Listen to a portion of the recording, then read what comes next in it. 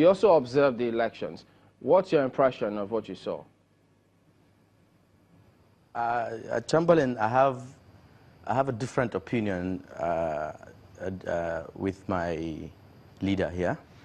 There was no election on the rerun in Kano. There was no election.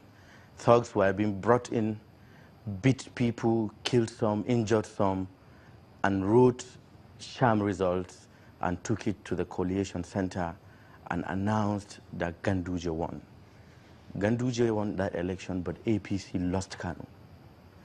There are audios going around, making the rounds, insulting the president, that he ordered for that he saw what was happening and he didn't talk. I want to seize this opportunity to tell Kano people, my people, that the president, the vice president, they have nothing to do with Kano rerun.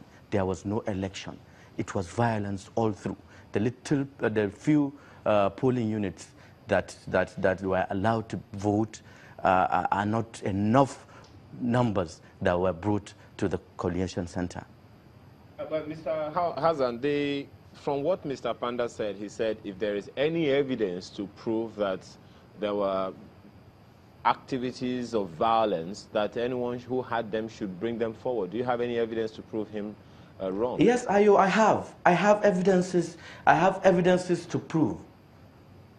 There are videos making the rounds on WhatsApp. There are audios making the rounds on WhatsApp. I've seen a TVC journalist correspondent that was driven out of a polling unit in Gama. BBC Hausa journalists were driven away. A lot of journalists were driven away from polling units. Strangers came with PVCs and drove the original voters of a certain area and wrote what they wanted to write.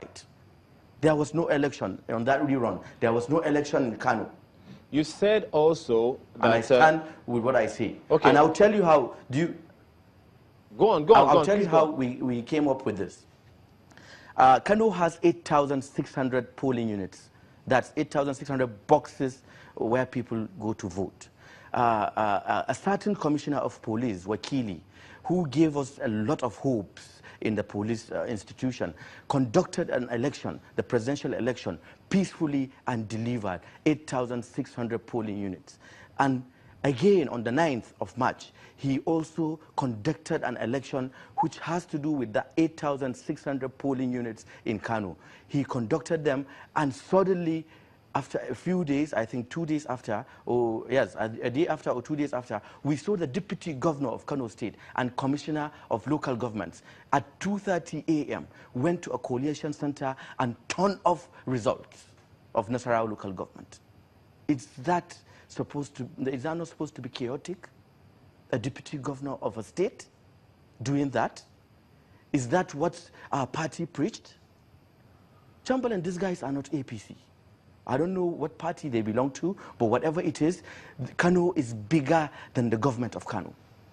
Okay, Mr. Panda. We would not support this. We will not support Togri. Ganduje and his people have turned Kano into River State. Let me give you an example. Anybody going to elections today in Kano, for example, if there is even a council election, anybody going to that election must come out with his own talks. What do you think will happen? If the opposition party came out with their own talks, what do you think would have happened? This was the same thing that gave birth to Boko Haram in Borno State. From ECOMOG of SARS to giving them weapons, and now it's Boko Haram. That is what Ganduje is trying to turn Kano into.